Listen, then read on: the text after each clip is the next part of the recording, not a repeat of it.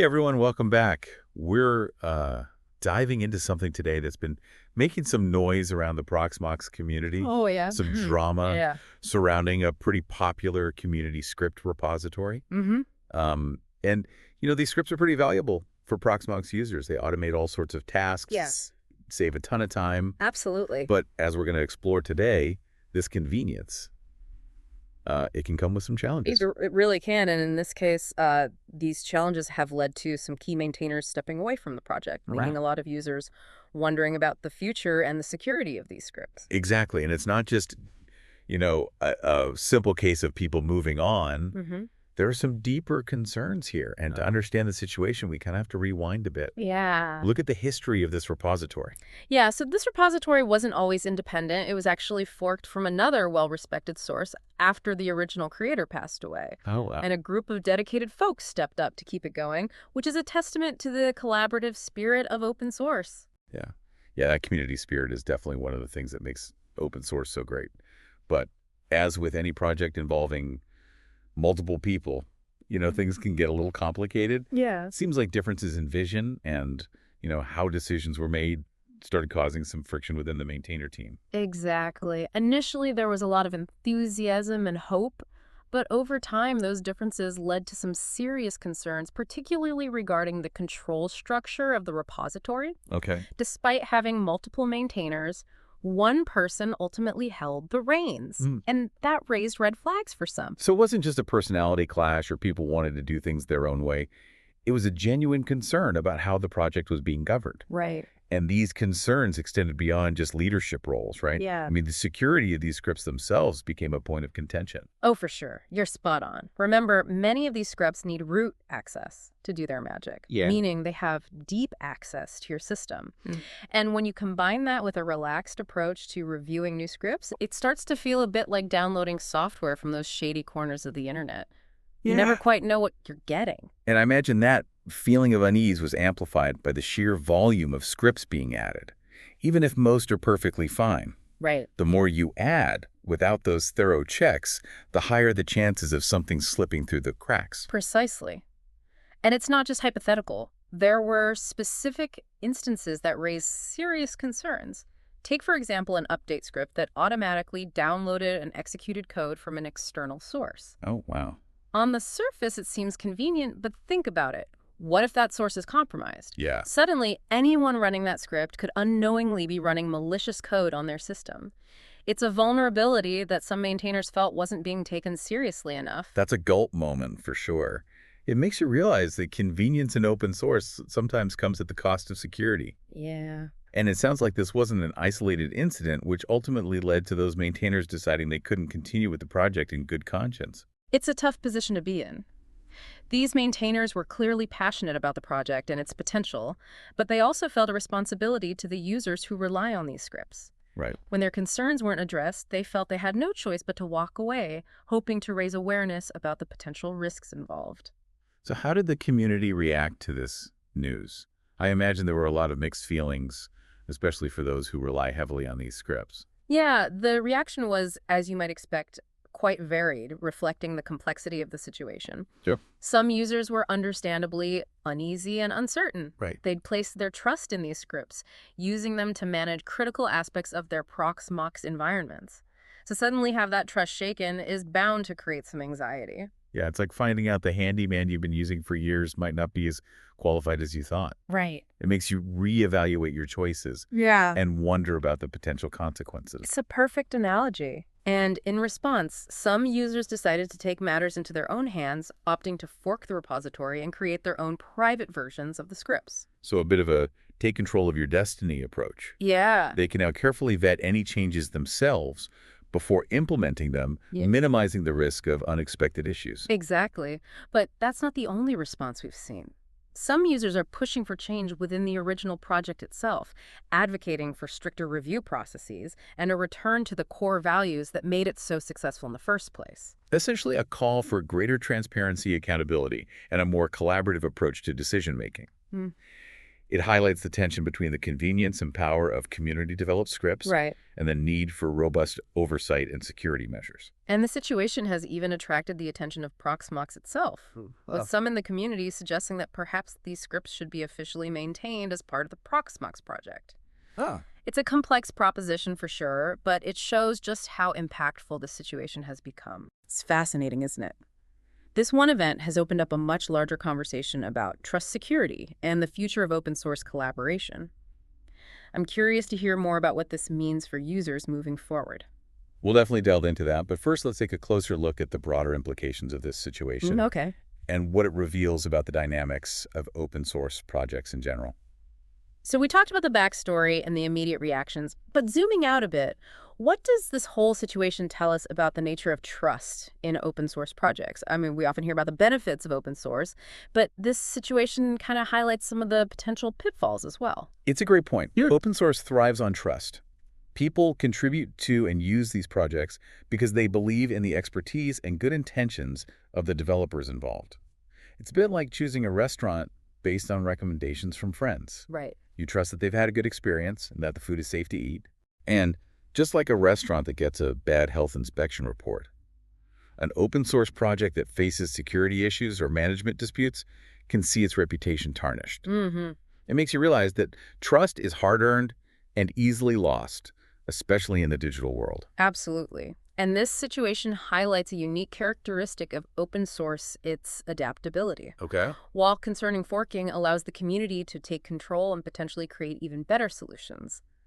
This kind of resilience is something you see often in the open source world. It's a double-edged sword, though. Right.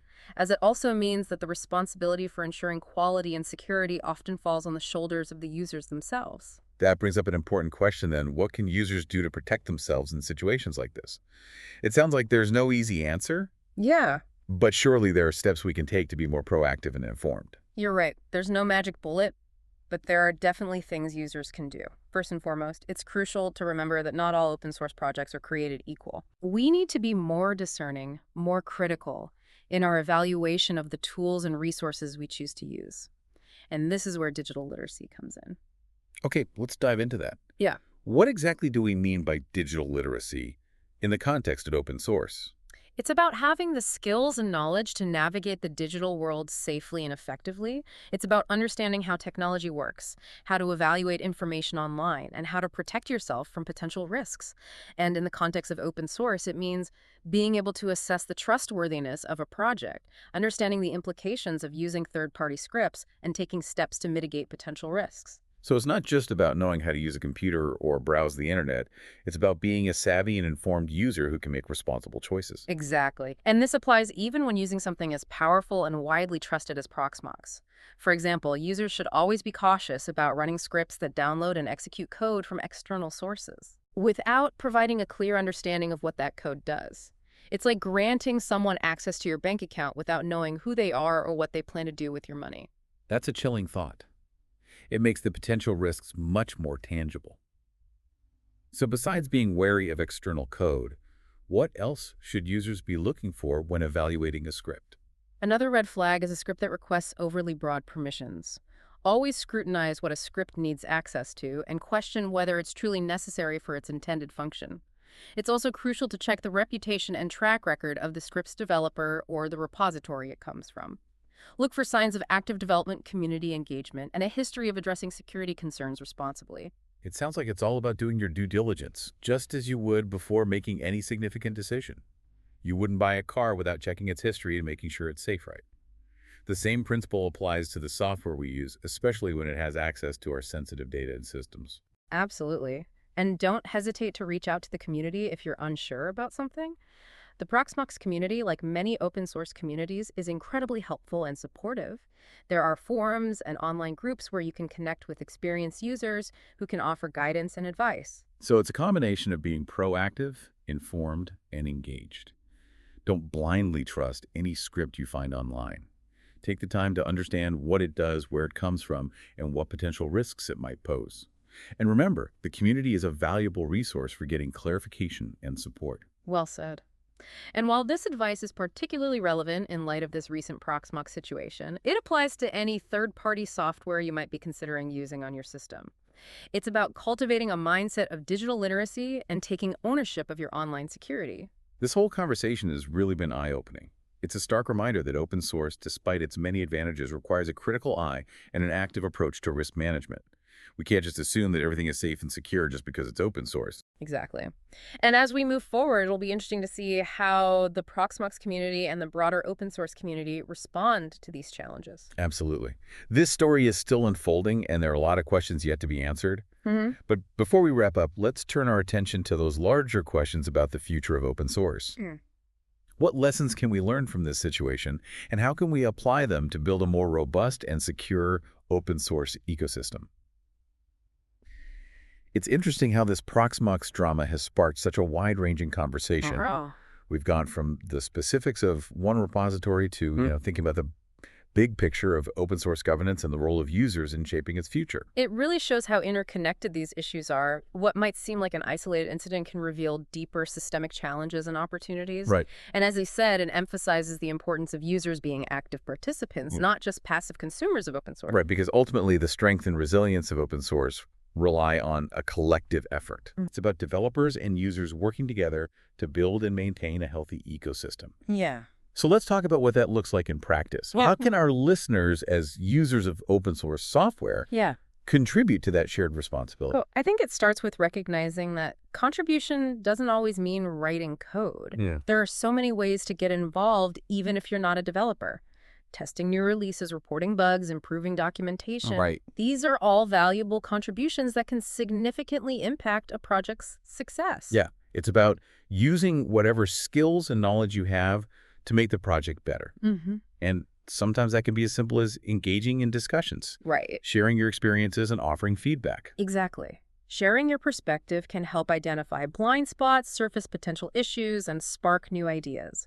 And if you have the time and inclination, contributing to the documentation can be incredibly helpful. Right. Clear, concise documentation makes a project more accessible and user-friendly, which ultimately benefits everyone. Yeah. It's about making it easier for others to join the community and contribute as well. And, speaking of community, one thing that struck me throughout this discussion is the importance of fostering a healthy and inclusive open source culture. Absolutely. Creating a welcoming and supportive environment is crucial, especially for newcomers. Right. It's about valuing diverse perspectives, encouraging open communication, and addressing conflicts constructively. It's also about recognizing that not everyone comes to open source with the same level of experience or technical expertise. Yeah. It's about being patient, providing guidance, and creating opportunities for people to learn and grow. And this inclusivity extends beyond individual interactions. Yeah. It's about making sure that decision-making processes are transparent and accessible, that everyone has a voice and feels empowered to contribute. Right, because when people feel valued and respected, they're more likely to invest their time and energy in the project, leading to a more vibrant and sustainable community. Right. And let's not forget the importance of financial support. Many open source projects rely on donations or sponsorships to cover operational costs and fund development efforts. Even small contributions can make a big difference in ensuring the long-term sustainability of a project. So whether it's contributing code documentation or financial support, or simply engaging in discussions and sharing your experiences, there are countless ways for users to be active participants in the open source world. Yeah. It's about finding what resonates with you and using your unique skills and perspectives to make a positive impact. And ultimately, it's about recognizing that the future of open source is a collective responsibility. Right. By working together, supporting each other, and striving for continuous improvement, we can create a digital world that is truly open, accessible, and beneficial for everyone. This deep dive has been an eye-opener, to say the least. Yeah, it has. It's highlighted the complexities and challenges of open source, but it's also reinforced the incredible power of community and collaboration. For sure. It's a reminder that we all have a role to play in shaping the future of technology. And as we wrap up, I encourage you, our listener, to reflect on what you've learned and consider how you can become a more engaged and active participant in the open source world. Whether you're a seasoned developer or a curious newcomer, your contributions matter. Thanks for joining us on this journey. We hope you found it insightful and perhaps even a little bit inspiring. Until next time, keep exploring, keep learning, and keep building a better digital future together.